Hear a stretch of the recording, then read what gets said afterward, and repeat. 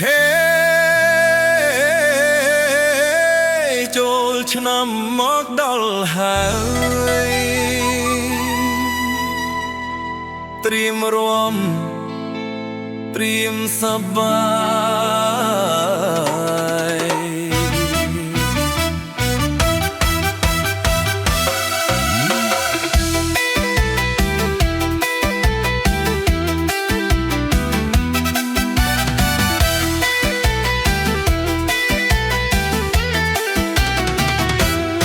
រងឡាមស្លៀកខោអាវថ្មី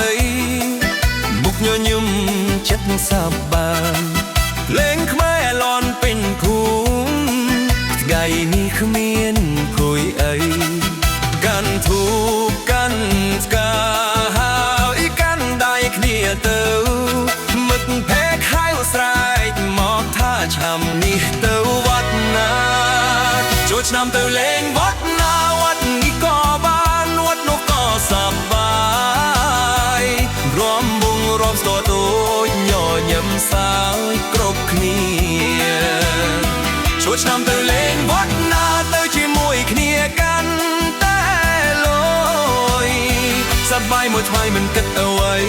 ចូលឆ្នាំខ្មែរឲ្យអស់ពីចិត្តលបែងប្រជាប្រៃខ្មែរទាញប្រត់លាក់កាន់សាយចាស់ក្មេងរួមជុំគ្នាសុំនៅជាន់